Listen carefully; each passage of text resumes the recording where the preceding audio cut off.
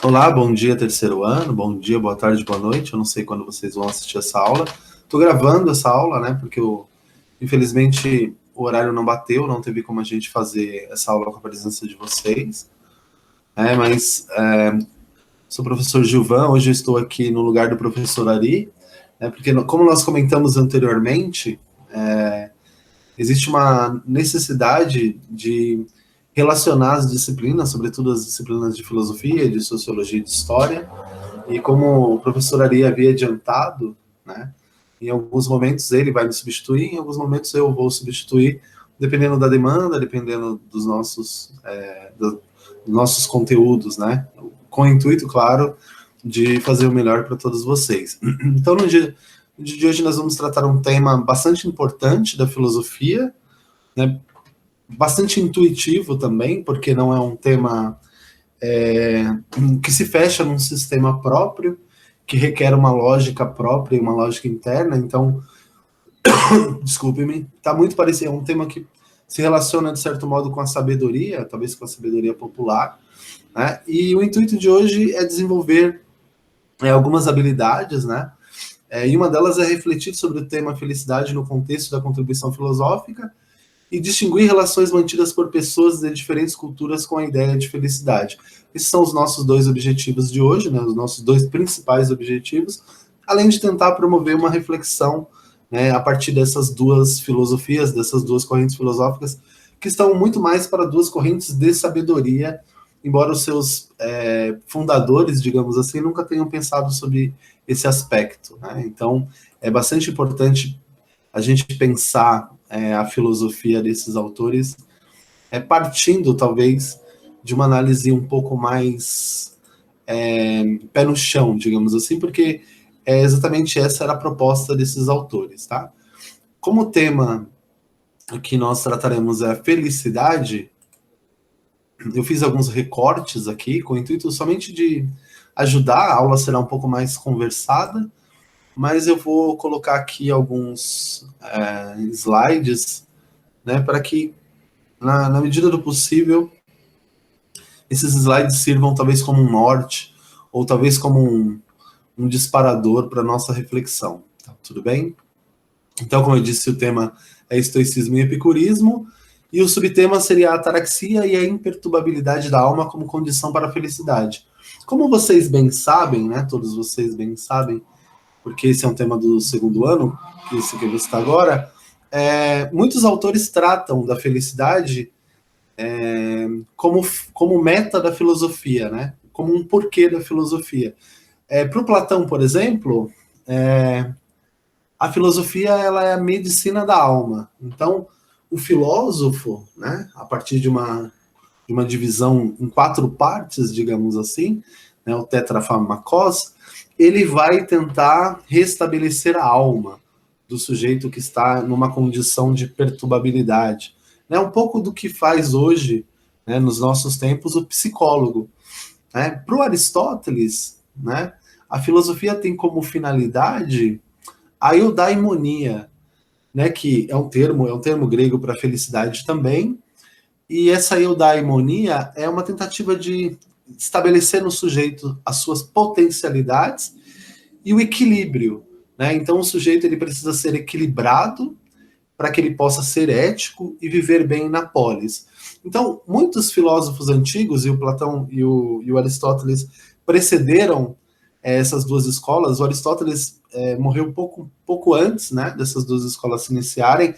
Ele ainda mantém uma certa influência nessas duas escolas, no que diz respeito a uma certa prudência proposta pelos seus pensadores, pelos seus filósofos, mas é importante entender que, em grande parte, uma das principais motivações da filosofia antiga, e mesmo da filosofia atual, é tentar encontrar a felicidade, né? Então a felicidade acaba sendo um tema da filosofia. Só que não essa felicidade vazia e artificial que nos é proposta o tempo inteiro, né? Pela mídia, pelo pessoal da autoajuda, por esse pessoal que está muito mais preocupado em tornar a felicidade um produto vendável e um produto rentável também. eles estavam em busca de encontrar uma felicidade que fosse necessariamente uma felicidade autêntica. E como tudo aquilo que é autêntico, essa felicidade traz consigo contradições, ela traz consigo espinhos, né? Não é um jardim artificial, é um jardim orgânico, um jardim verdadeiro. E a sua beleza traz consigo seus espinhos também.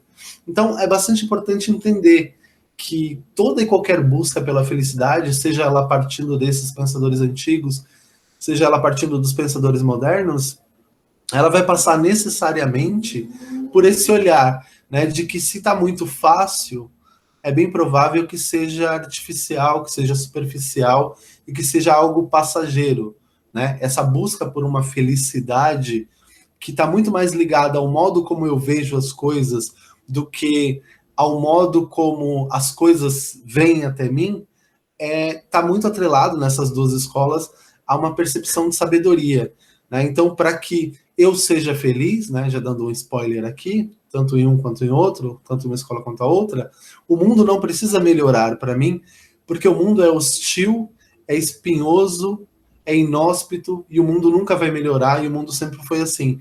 A mudança deve caber, né, sobre essas perspectivas, a mim enquanto sujeito. Então o mundo só vai melhorar quando eu aprender a enxergar o mundo com olhos mais tênues, né? Então, nesse sentido, essas duas escolas elas vão nos ajudar a pensar, sobretudo, a nossa relação com o mundo que nos cerca, tá? Então, sobre essa perspectiva é importante a gente partir, né, quando a gente vai falar do estoicismo e do epicurismo. É necessário encontrar para esses dois pensadores aquilo que ele vai chamar de imperturbabilidade da alma. A minha alma precisa estar imperturbável. E é interessante pensar também que com o nascimento dessa corrente filosófica, digamos assim, né, que está mais para um movimento, está muito mais para um movimento da prática do que uma corrente teórica, embora tenha, né, as suas especificidades, mas o estoicismo, ele tem uma fase grega, que é a sua primeira fase, e depois ele tem uma fase conhecida como uma fase latina, uma fase romana. E durante a sua fase grega, o estoicismo ele nasce ali século III antes de Cristo e começa a declinar a partir do século I depois de Cristo. Então ele tem uma vida útil, digamos assim, mais ou menos de 400 anos, né? E o que vai acontecer? Né? 400, 450, um pouco mais.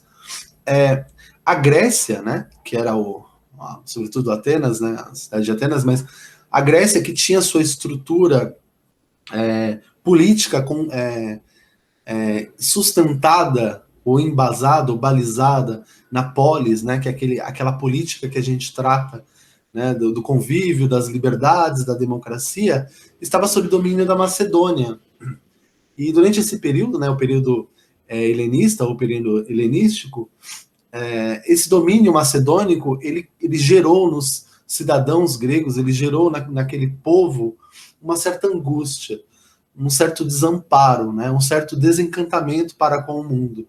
E quando Zenão de Cício cria essa escola, né, a escola dos estoicos, né, que era basicamente um grupo de amigos que se reunia para tentar encontrar paz da alma, para tentar encontrar aquilo que os gregos vão chamar de ataraxia, né, que seria essa imperturbabilidade da alma. E aí é importante fazer essa distinção, né, porque enquanto pro Aristóteles a felicidade está ligada, a felicidade é eudaimonia, né, e é necessário passar por uma prudência para se chegar a essa eudaimonia. Para os epicuristas e para os estoicos, essa eudaimonia, ela não passa necessariamente apenas pela prudência, mas ela passa também por uma certa imperturbabilidade, né? Então, o mundo não me fere mais. Então, essa seria basicamente a premissa a partir da qual as duas filosofias elas vão estar em concordância. Elas são muito parecidas, né? Com o passar dos slides vocês vão perceber, mas elas têm algumas diferenças aí, tudo bem? Então, para a gente não ficar só nas minhas palavras, eu vou trazer aqui alguns recortes, né?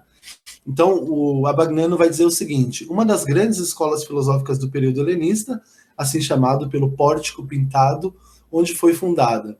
por volta do ano 300 a.C., por Zenão de Cício.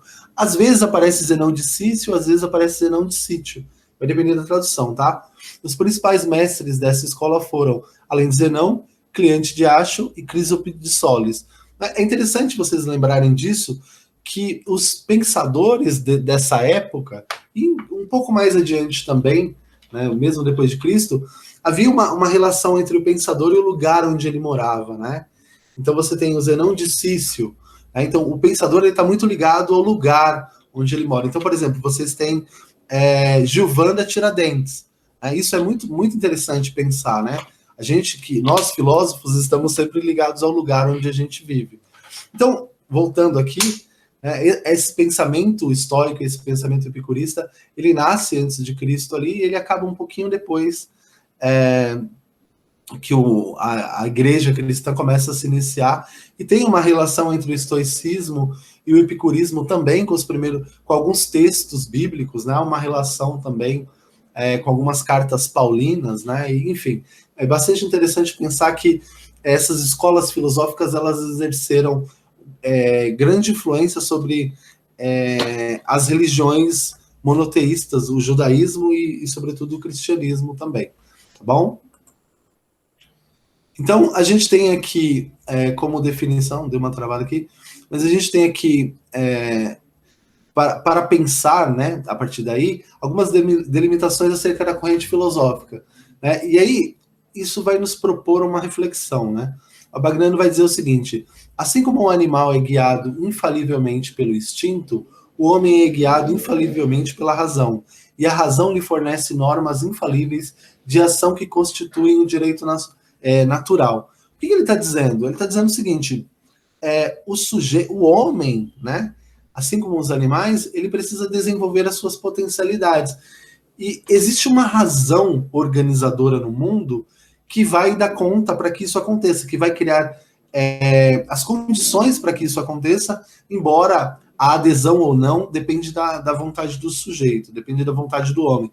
Mas é bastante importante entender que, dentro desse contexto, essa razão organizadora, ela rege o mundo, né? Ela rege todas as coisas. E o sujeito, se ele se permitir ser levado por essa razão organizadora, ele vai desenvolver todas as suas potencialidades, né? Porque é o que diz o Abagnano aí. Assim como o animal é guiado pelo instinto, o homem é guiado pela razão. Só que essa razão não é uma razão no seu sentido teorético. Ela é uma razão de medição, ela é uma razão de análise. Então, é uma razão que não em si mesma, ela não se fecha. Ela é uma razão que é usada para analisar o contexto, para analisar as demandas, e aí sim tomar ou não uma determinada atitude. Isso é importante, né? É importante de entender, porque o termo razão, né, que aqui, né, é logos, ele ganhou diversas conotações filosóficas, sobretudo a partir das sistematizações dos filósofos precedentes. Então, o termo razão aqui, embora eles acreditem, os estoicos acreditem que existe uma razão organizadora, né, que define a coisa toda, que tem uma ordem necessária e perfeita, o sujeito racional, né, mesmo estando sujeito a essa razão, ele não é um analista teorético, ele não é um analista teórico da realidade. Ele é alguém que lida com a realidade e reage à realidade, embora de modo racional. Tá? Tanto uma filosofia quanto a outra estão em busca desse termo que eu citei agora há pouco, que é a ataraxia. O Gobri vai dizer que a ataraxia é perfeita paz da alma que nasce da libertação das paixões. Né? O Abagnano, são dois dicionários, né, um dicionário e um vocabulário de filosofia. O Abagnano vai dizer: termo usado primeiramente por Demócrito, depois pelos epicuristas e pelos estoicos para designar o ideal da imperturbabilidade ou da serenidade da alma, em decorrência do domínio sobre as paixões ou da extirpação dessas. É interessante, senhores, pensar, né, quando a gente está fazendo essa análise, que essa noção de imperturbabilidade, ela está muito próxima daquilo que hoje a gente chama de resiliência. Né? Então, normalmente, quando você entra lá no status de uma pessoa que está mais iluminada, digamos assim, você lê ela dizendo alguma coisa nesse sentido, né? Para encarar o mundo é necessário ter resiliência. A resiliência é bastante importante. Essa noção de ser resiliente, né, de não se dobrar diante das agruras da vida, está muito ligado a essa noção de ataraxia. Talvez seja apenas um nome mais bonitinho que a gente encontrou para denominar a coisa toda. Então, em certa medida, essa noção de o sujeito que não se dobra à realidade cruel, mas que tenta compreendê-la, né, e que vivencia a sua vida percebendo que existe nele algo maior do que aquilo que está fora dele, né? Então isso seria um motivo para que ele não se perturbe. Vem dessa tradição filosófica que propunha uma certa sabedoria no vivenciar, uma sabedoria no viver. Essa noção de ataraxia, inclusive, ela vai estar presente, né, nos conceitos religiosos daqueles monges ascéticos. Né? Então você tem lá um monge vivendo num lugar separado, em oração, fazendo ali o seu distanciamento social antes de ser moda. O que esse monge está tentando encontrar? Ele está tentando encontrar essa paz da alma, essa ataraxia, né? Isso que vai dar a ele a condição de, estando com a sua alma imperturbável, se perceber.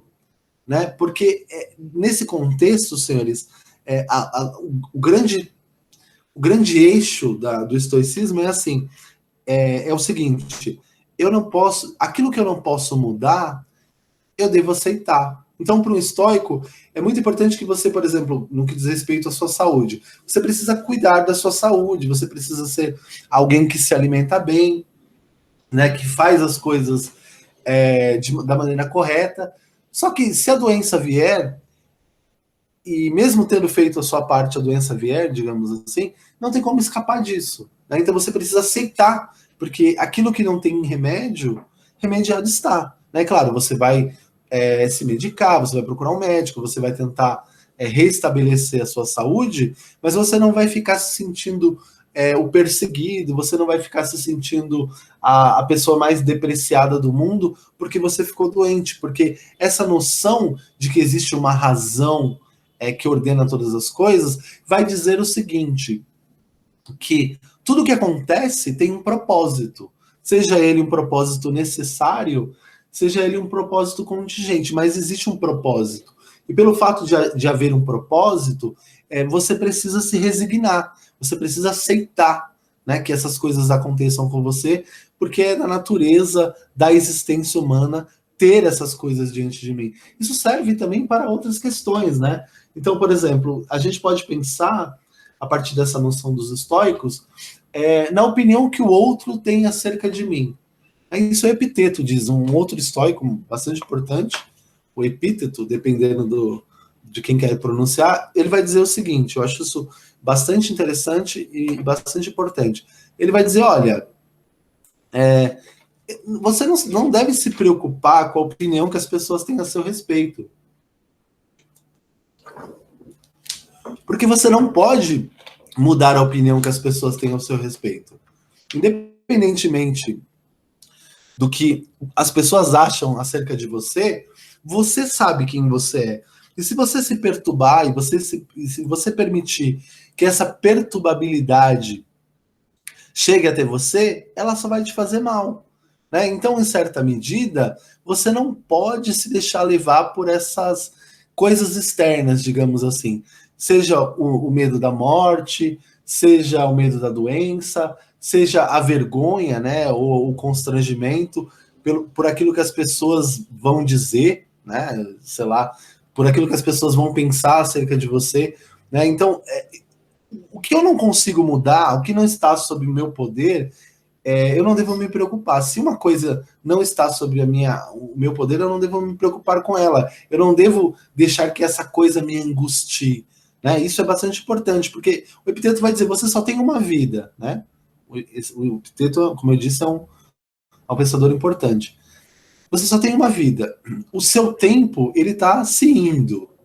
Você está perdendo o seu tempo está partindo. Se você ficar antecipando e se preocupando com coisas que estão fora de você, você vai ver a vida passar e não a vai viver. Né? Então, aquela noção do Horácio, do Carpe Diem, do aproveite a vida, está ligado a essa noção estoica de que não adianta você ficar tentando, em alguma medida, escapar daquilo que você não pode mudar, né? Porque é maior do que você, e mudar aquilo que as pessoas, por exemplo, pensam a seu respeito. Você simplesmente deve viver. Né? Outro pensador importante, que é o Sêneca, né? Esse é o meu favorito, um pensador latino, um pensador romano também bastante importante. Ele vai dizer assim: olha, numa das cartas que ele envia, né, ao seu tutor, ele diz assim: eu fiquei sabendo que você viajou para tentar escapar, né, das muitas agruras pela qual sua vida está passando agora, pelas quais você está passando agora, né? E você continuou infeliz, né? Quando você chegou ao outro lugar, você teve uma alegria ali momentânea, mas você me escreveu do lugar em que você estava, dizendo que continuava pensativo, que continuava angustiado, né, com tudo que tinha acontecido com você. E aí o Sêneca vai dizer o seguinte: não adianta você tentar fugir do problema viajando, por exemplo, né? Porque esse problema, primeiramente, ele nem deveria te perturbar. Porque se você pode resolver, você deve resolver. Se você não pode resolver, você deve abrir mão. Né? Então, se você está tentando resolver um problema insolucionável, né, para usar aqui um neologismo, você está desgastando-se à toa. E ele vai dizer: quando você chegar lá no lugar para o qual você foi, na tentativa de fugir do seu problema, a primeira coisa que estará dentro da sua mala é o seu problema. Porque essa sua relação com o problema, ela está muito mais ligada ao modo como você vê a coisa toda, ao modo como você abarca e assimila esse problema, do que ao problema em si, né? Então, de certo modo, esses pensadores, eles nos estão propondo um certo olhar para com o mundo. A ideia é a seguinte, né? A vida é uma festa, né? Por que a vida é uma festa? Porque aquilo que me perturba, eu posso, de algum modo, resolver se estiver sob o meu controle, sob o meu domínio, sob a minha ação. Se não estiver sob a minha ação, se for maior do que eu não devo me preocupar com isso. Né? Eu devo manter e garantir a minha imperturbabilidade. Eu devo manter e garantir a minha ataraxia. Eu devo manter e garantir a minha resiliência, né? Para usar esse termo moderno. Então, não adianta eu ficar me desgastando na tentativa de resolver todos os problemas do mundo para então eu ser feliz, né? Porque o mundo vai continuar sendo o que ele vai continuar sendo problemático, eu não vou conseguir resolver os problemas do mundo, e de quebra, a única coisa que eu terei será a infelicidade de não ter vivido a minha vida. Então, e aqui é um ponto central na coisa toda, sobretudo no estoicismo, a mim é importante, vão dizer os pensadores epicuristas, né? A mim é importante pensar que a minha vida está acabando, né? Minha vida está se indo. E será que eu estou fazendo exatamente aquilo que vale a pena para a minha vida? Ou eu estou ocupando o meu tempo, o meu pensamento e tudo com coisas que são irrelevantes e imutáveis? Se elas forem irrelevantes, elas não merecem atenção. Se elas forem imutáveis, né, elas não cabem, elas não dependem da minha ação, elas também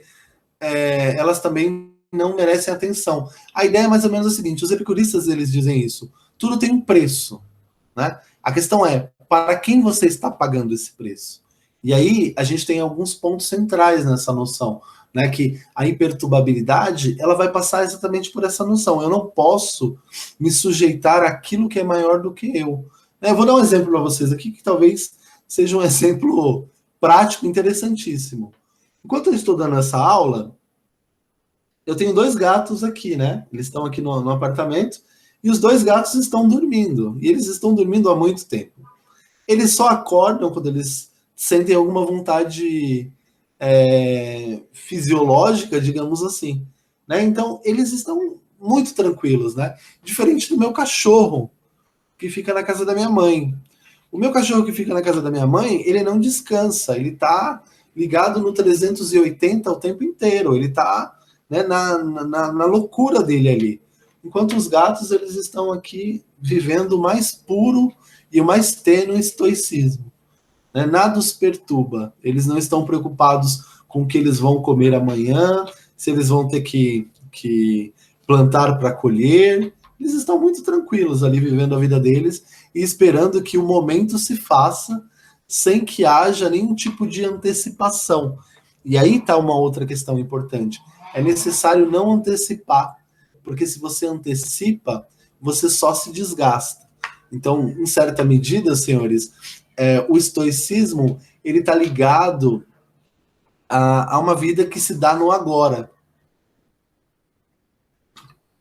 Porque como eu não sou capaz de transitar pelo tempo, eu preciso, em alguma medida, pensar que a minha vida só pode ser virtuosa se eu vivenciar esse agora com bastante qualidade. Então, a filosofia, nesse contexto, ela entra para me dar as condições de pensar, de refletir e de entender qual é o meu papel com prudência, e aí, nesse sentido, o estoicismo ele tem um pano de fundo aristotélico, mas sem que eu me deixe levar por qualquer coisa que seja além da minha própria paz. Então, é necessário que eu tenha paz. A paz, ela é uma condição, ela é um pressuposto na minha relação com o mundo, né? Então, eu acho que, como sabedoria popular, isso é muito interessante, né? Porque se existe, eles vão dizer que existe uma razão ordenadora que faz com que as coisas aconteçam necessariamente ou contingentemente. Então, se existe essa razão ordenadora e as coisas chegarem até mim, eu não vou poder escapar delas. Então, ou eu as executo dentro das minhas possibilidades, ou eu deixo que elas aconteçam se eu não puder mudá-las, né? Então, tem aí um olhar de sabedoria, né? Um olhar inclusive, de sabedoria popular bastante interessante, né? Aí eu vou voltar aqui e ler para vocês alguns trechos do estoicismo romano. E o que é interessante aqui? O estoicismo, na sua fase romana, né, ele também vai fazer essa busca pela ataraxia, né? E aqui a gente tem um dos principais pensadores, que é o Marco Aurélio, né? O imperador Marco Aurélio, ele era um estoico. E é interessante pensar, né, que assim como a Grécia, como eu falei no começo da aula, tinha visto a polis se degenerar, né? A polis estava ruindo, né, sob a tutela da Macedônia. A Roma, onde eles viviam, né, o Império Romano, onde eles viviam, também estava começando a ruir de dentro para fora, né, que era o pior. Então, assim, é bastante interessante pensar sobre esse ponto de vista, né, que o estoicismo ele está sempre ligado a uma resposta ao caos, à angústia generalizada. Quando as pessoas começam a se ver como pessoas sem esperança, sem ter para onde ir, pelo menos nos períodos onde o estoicismo teve mais força, né, que são esses períodos que a gente citou, o estoicismo ele ganhava voz. Né? Então, quando Roma começa a ruir de dentro para fora e o grande império romano começa a se esfacelar, digamos assim, o estoicismo começa a aparecer também. Né? Como eu disse para vocês, ainda hoje a gente tem pessoas que têm essa noção de mundo, né? Essa noção de sabedoria, esse estoicismo mais contemporâneo, como o próprio Gandhi, né? Mas é interessante pensar que quando as duas sociedades, né, as sociedades, talvez as sociedades mais relevantes aí ao lado do Egito, que já existiram, começaram a ruir, né, a gente tem aí o estoicismo aparecendo como uma resposta. E aí o Marco Aurélio vai dizer assim, ó, para cima e para baixo, de um lado para o outro, de roda em roda, é este o monótono e enfadonho ritmo do universo. Tudo o que acontece foi preparado desde toda a eternidade. A sucessão de causas esteve sempre fiando a tua existência e o que te acontece. Quer dizer, se está tudo determinado, por que sofrer, não é mesmo? E aí tem mais um trecho aqui, né, no livro 4 das suas meditações, que ele diz assim: ser como um promontório. O promontório seria aquelas bases da praia, né? Aquelas bases mais altas da praia, onde não tem areia, né? Ser como um promontório onde as ondas quebram sem cessar, mas que permanece firme e ao lado do qual as águas espumantes acabam por adormecer. Infeliz de mim a quem isto acontece. Não, feliz de mim, porque, embora isto aconteça, continuo livre de aflição, nem subjugado pelo presente, nem temendo o que há de ver. Aqui nós temos uma síntese romana bastante interessante do que de fato é esse estoicismo, né? O estoicismo romano, ele ganha uma conotação ainda mais pragmática, né? Seria a ideia de como viver, a arte de viver. E está muito ligada à noção que a gente tem de educação. Eu pretendo insistir nessa ideia, né? A nossa educação contemporânea, ela, por ser uma educação tecnicista e científica, ela está muito ligada a entender o como as coisas são e como as coisas funcionam. Mas essa educação de sabedoria, essa educação da alma, como eles chamavam, ela estava ligada a entender o porquê e o para quê. O intuito dessas educações era entender o porquê as coisas são como são e para que as coisas são como são, fechando aí a trinca do como também. Então, por quê, como e para quê? Infelizmente, né, nos nossos dias atuais, as noções educacionais que a gente tem, elas escapam, né, de qualquer possibilidade de pensar numa educação de sabedoria, porque a gente está pensando numa educação tecnicista. Então, eu quero saber como passar no vestibular. Mas eu não estou muito preocupado em saber como viver minha vida. Porque como viver minha vida é um negócio muito difícil para pensar. Então, é mais fácil pensar como passar no vestibular. Percebam, senhores, esse tecnicismo e essa noção, né, pragmática e meio positivista que a gente tem é bastante interessante, porque eles também eram pragmáticos, né? Só que o pragmatismo deles dizia respeito à essência, à existência deles, né? E tem uma frase do Jean-Paul Sartre que as pessoas não sabem, né? E geralmente eu não falo para os meus alunos quando eu dou aula do Sartre, para eles continuarem encantados com Sartre, mas é uma frase que o Sartre retirou dos estoicos, né? Acho que, se eu não me engano, é do Epiteto, mas de um dos estoicos com certeza. E o Sartre diz, né, mas baseado neles, o seguinte: não importa o que a vida fez de você, ou o que fizeram com você. O que importa é o que você vai fazer com o que fizeram com você. Essa frase que é atribuída ao Sartre, ela tem uma inspiração nos estoicos. Inclusive, ela é dita em outras palavras por alguns pensadores romanos. Inclusive, eu acho que é o Epiteto, mas eu não tenho certeza. Então, olha como é interessante, né? Não importa o que a vida fez com você, porque não tem como escapar, é irremediável.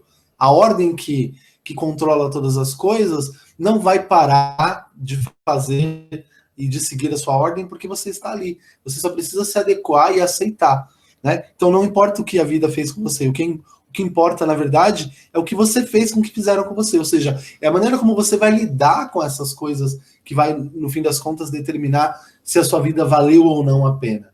Né? E para terminar essa parte do estoicismo, eu acho que é bastante interessante a gente nos fazer a seguinte pergunta, né? Onde nós estamos investindo o nosso tempo? Em qual lugar a gente está investindo o nosso tempo? Né? Porque é exatamente essa preocupação dos pensadores. Né? Se a gente não parar para pensar onde a gente estava investindo o nosso tempo, a gente vai acabar por investir o nosso tempo na coisa errada e passar a viver constantemente infeliz. E aí, para finalizar essa parte do estoicismo, antes de entrar no epicurismo, eu proponho a seguinte reflexão para vocês. Pensar, né, na felicidade não como um momento de êxtase, que é o que o homem moderno pensa. Então, quando o homem moderno está pensando na felicidade, ele pensa que a felicidade é um momento de êxtase. É um momento ali de o auge, o ápice. E aí a pessoa vive aquele ápice, depois ela volta para sua condição natural e triste, né? Para esses sujeitos, desculpa, para esses sujeitos, para esses pensadores, a felicidade ela não era esse ápice. A felicidade era um contínuo estado do espírito. Você pode ter variações entre alegrias e dores, mas a felicidade ela é um contínuo estado de espírito. Por quê?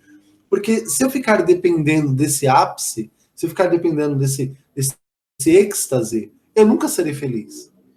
Né? Porque esses momentos de êxtase, o Palmeiras foi campeão, o meu filho nasceu, eu passei na FUVEST, esses momentos de êxtase, comparados à proporcionalidade de tempo, eles são ínfimos. Né? Eles acontecem muitas vezes em poucos segundos, e logo se passa. Se o seu olhar de felicidade depender desses momentos de êxtase, você vai passar a vida inteira frustrado. Então, é importante que você entenda que a felicidade ela está numa média. Ela não pode estar no topo o tempo inteiro, porque esse topo que acontece, esses momentos de ápice, eles não ligam-nos, né, para usar uma linguagem mais formal, àquilo que nós somos. Né? E isso é interessante, porque numa sociedade de desempenho, numa sociedade de competição, numa sociedade que tem um olhar individualizado do mundo, né, numa sociedade capitalista, digamos assim, essa noção da felicidade como sucesso, ela parece ser a única noção de felicidade, quando na verdade não é, né? A felicidade ela não está ligada àquilo que eu realizo, ela está ligada à minha capacidade e sabedoria para lidar com as coisas que vêm até mim.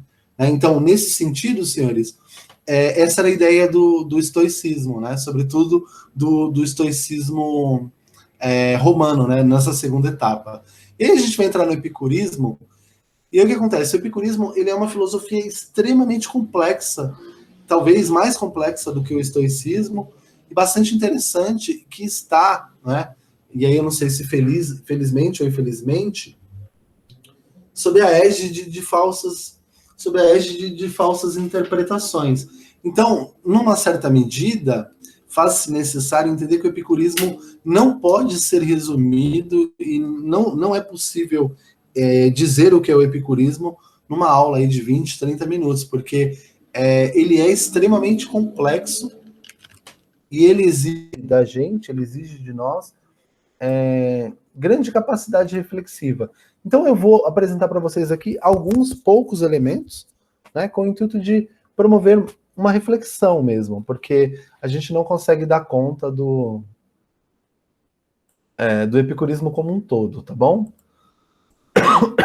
Então, essa frase, ela inicia esse pequeno livreto aqui, chamado Cartas sobre a Felicidade, é um livro bastante conhecido, volta e meia está na FUVEST, está nos vestibulares das universidades públicas estaduais, né, que é a carta a Meneceu, a carta que Epicuro manda a Meneceu. E o primeiro parágrafo da carta a Meneceu tem a seguinte frase, né, tem o seguinte trecho: que ninguém hesite em se dedicar à filosofia enquanto jovem, nem se canse de fazê-lo depois de velho, porque ninguém jamais é demasiado jovem ou demasiado velho para alcançar a saúde do espírito. Quem afirma que a hora de dedicar-se à filosofia ainda não chegou, ou que ela já passou, é como se dissesse que ainda não chegou, ou que já passou a hora de ser feliz. Percebam que há uma ligação, né? Eu acho essa frase extremamente bela, né? Esse trecho extremamente bonito, mas existe uma ligação para o Epicuro, né, para esse outro pensador, entre a felicidade e a paz de espírito, né? Entre a filosofia, a paz de espírito e a felicidade, melhor dizendo. Então, ele vai dizer, olha, se você já é velho, não se canse de filosofar. Se você ainda é jovem, não se sinta incapaz de fazê-lo. Isso é muito importante, né? Porque o filosofar aqui, como eu disse no caso do Epicuro, do estoicismo, não é um movimento teorético que se volta para si mesmo e que está ali ligado, que está muito ligado à sistematização da realidade a partir de conceitos abstratos. A noção de filosofia aqui é uma noção de vivência. né, de imperturbabilidade, a gente sabe disso, mas também uma noção de vivência muito importante, porque a filosofia seria uma espécie de sabedoria, né? E a vivência, a filosofia seria um exercício para tentar encontrar essa sabedoria. E o Epicuro ele é bastante conhecido por alguns autores, né? Ele é conhecido como, às vezes até de maneira incorreta, como um filósofo hedonista, porque para o Epicuro as coisas todas estão nas sensações, né? E é bastante conhecido o Jardim de Epicuro, não sei se vocês já ouviram falar, mas é bastante conhecido essa noção do Epicuro, porque o Epicuro vai dizer o seguinte: a felicidade ela está nas relações, né? Então o homem é um ser relacional, ele é um ser comunitário. Quem diz isso antes dele, obviamente, é o Aristóteles. O Aristóteles vai dizer que o homem é um ser político, né? Um animal político, né? Zoopoliticon. Então, o homem é um animal político. O Epicuro vai pegar essa noção aristotélica do homem como animal político, porque para Aristóteles essa ideia de política faz com que o homem tenha que cumprir funções sociais determinadas para que ele consiga atingir sua potencialidade, e ele dá uma outra cara para essa noção, que é a noção de que o homem é um animal comunitário, o homem é um animal relacional, né? E essas relações de amizade, essas relações que se dão no seio dessas relações sociais, elas nos servem para que a gente acabe por encontrar, né, dentro de certos limites dessa experiência, né, que a gente acabe por encontrar a felicidade. E para o Epicuro, assim como para os nossos amigos estoicos, a felicidade está ligada também a imperturbabilidade da alma e a ataraxia. Então, a ataraxia também é, para o Epicuro, algo bastante importante. Tá? Não tem como escapar da ataraxia no caso do epicurismo, embora no caso do epicurismo, né, e aí eu estou fazendo aqui um recorte, um resumo, a felicidade ela vai se dar, né, pela imperturbabilidade da alma, mas vai haver aí uma dependência das sensações. O que isso quer dizer, né? Que dependência é essa das sensações? A ideia de que se eu sinto prazer ou dor por meio das sensações que eu tenho, a minha ética e a minha noção do real, elas vão se basear numa certa prudência ao lidar com as coisas que me ferem ou com as coisas que me alegram. Então, por exemplo, uma coisa que me alegra, sei lá, eu me alegro muito com a sensação de comer um bolo de chocolate, né? Usando aqui um exemplo bem rudimentar, né? Então, a minha maior alegria, desculpa pessoal, é comer um bolo de chocolate. Só que o que acontece? Quando eu vou comer esse bolo de chocolate e essa sensação vai vir até mim, vai chegar até mim, eu preciso fazer um cálculo racional que é o seguinte: se eu comer todo esse bolo de chocolate, é bem provável que eu tenha uma dor de barriga.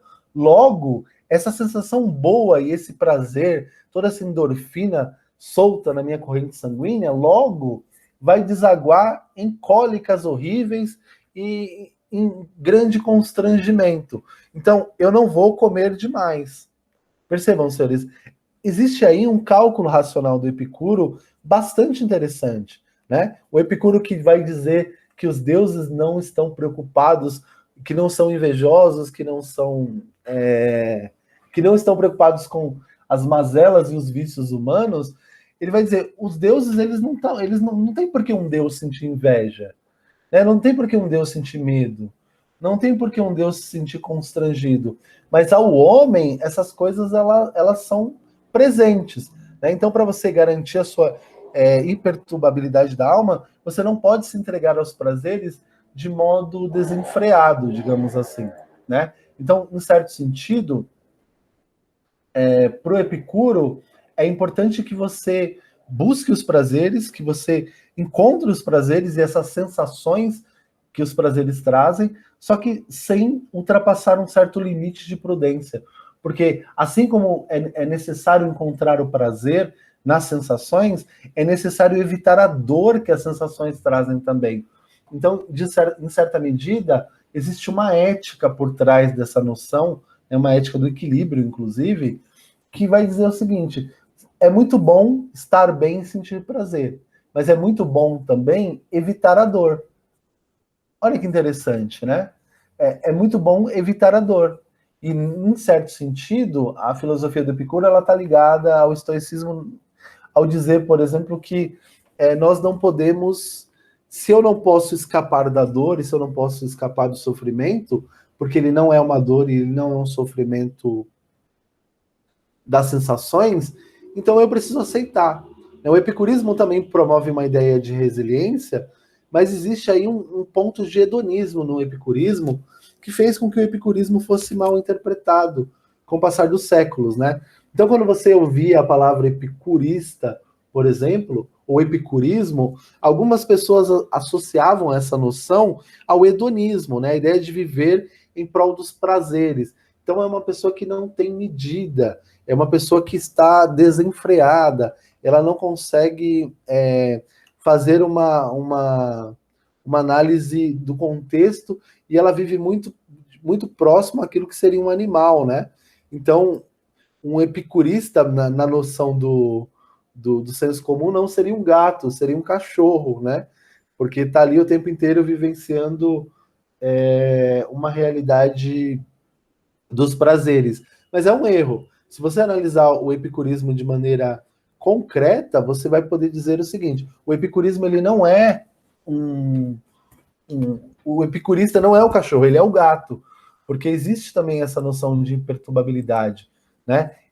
Eu não posso escapar de algumas dores, mas daquelas das quais eu posso escapar, é a mim necessário fugir. Então, eu não sou, em certa medida, essa ética que atravessa o epicurismo, ela traz o bem, né? Ela causa o bem. Se a gente fosse pensar na máxima kantiana, né, que o teste para saber se uma coisa é ética ou não é poder replicar essa coisa, né, isso quem diz é o Kant.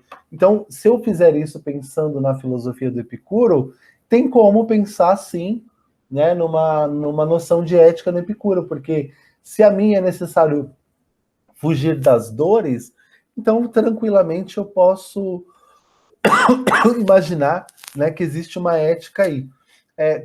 Voltando um pouquinho, como a filosofia do Epicuro ela é uma filosofia comunitária, digamos assim, existe aí uma outra necessidade, né, que é a necessidade do convívio.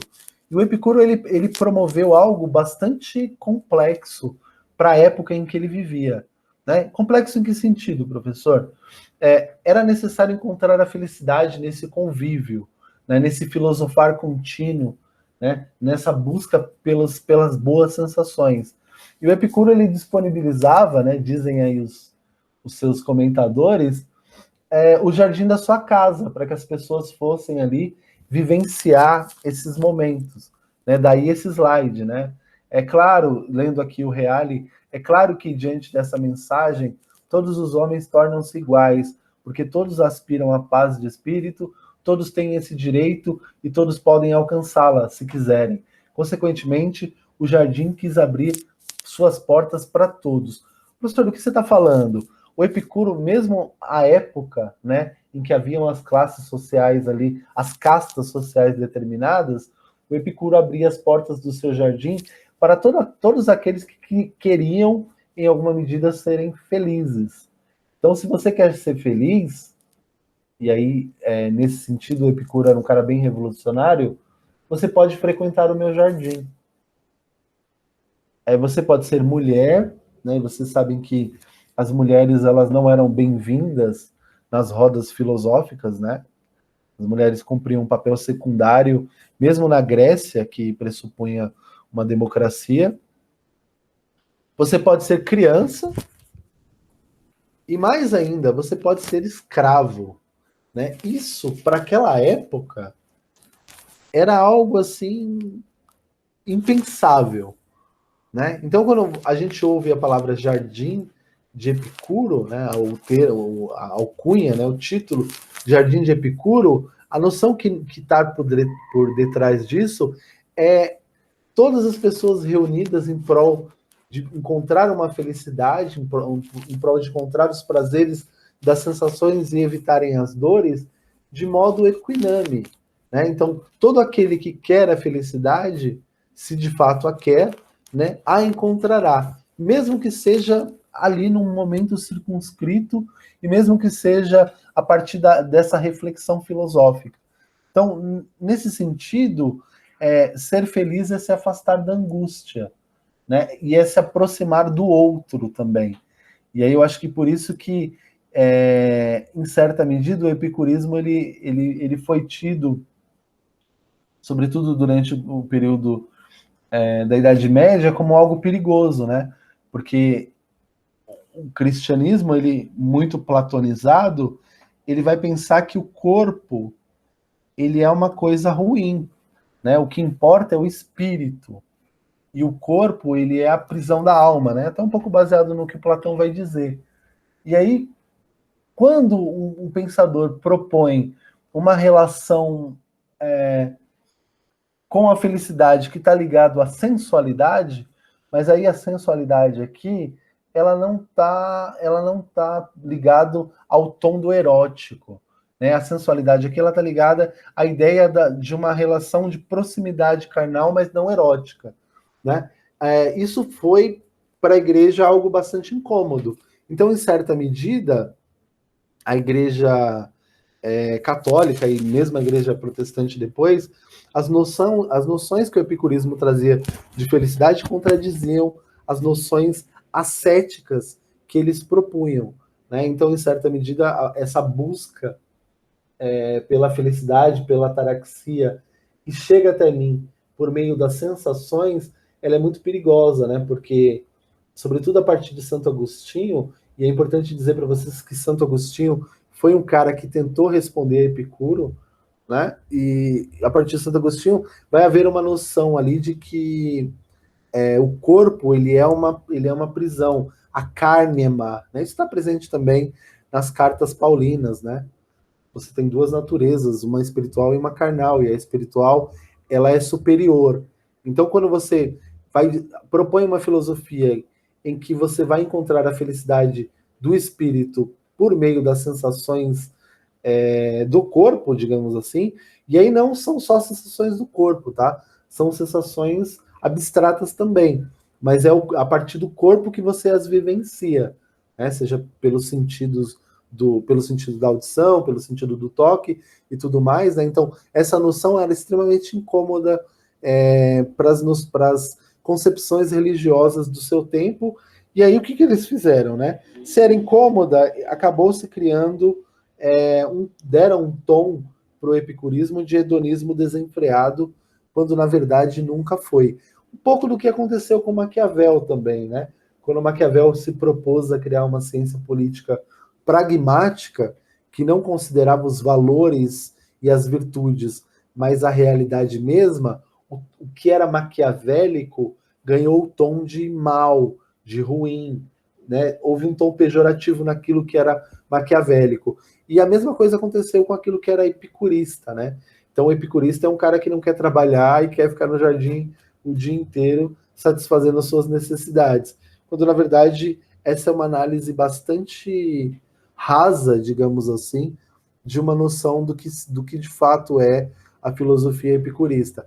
A parte mais interessante, a meu ver, é que a gente não pode desconsiderar o fato de que o Jardim de Epicuro ele foi uma mudança de paradigma ali, né? E ele propôs, digamos assim, uma relação próxima entre pessoas que eram tidas como pessoas que não deveriam estar na presença dos sábios, não deveriam estar na presença dos pensadores, né? Então, Epicuro, sendo ele um filósofo, né, ele poderia muito bem restringir o seu grupo social a outros filósofos, a outros homens, né? Mas ele abriu o seu jardim, ele abriu as portas ali da sua residência, né, digamos assim, para todas as pessoas que desejavam a felicidade. Isso, em certa medida, é um ato extremamente revolucionário e extremamente interessante, né?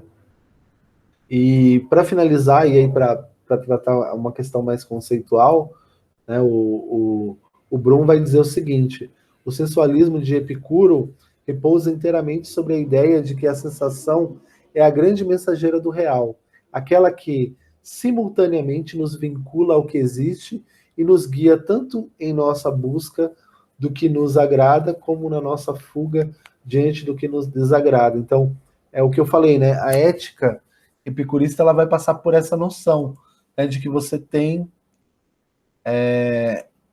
nos prazeres e nesse cálculo racional das sensações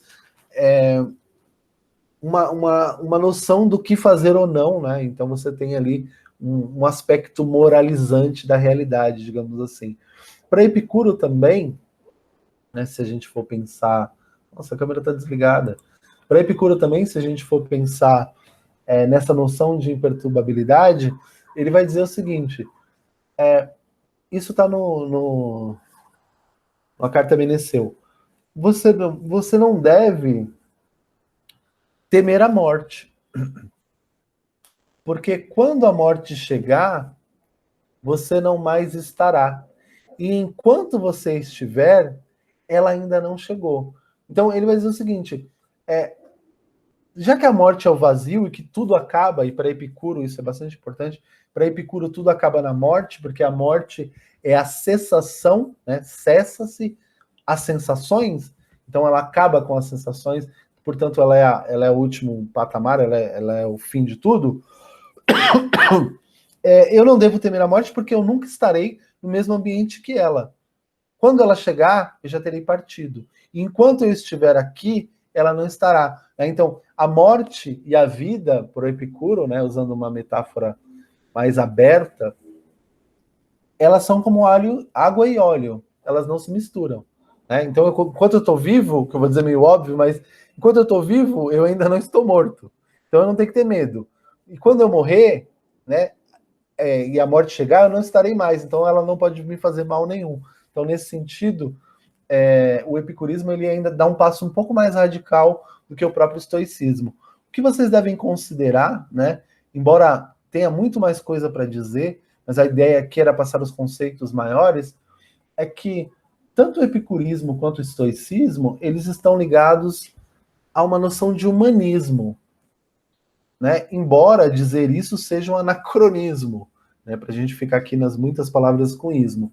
Por que é um anacronismo? Porque a corrente humanista ela vem muitos séculos depois.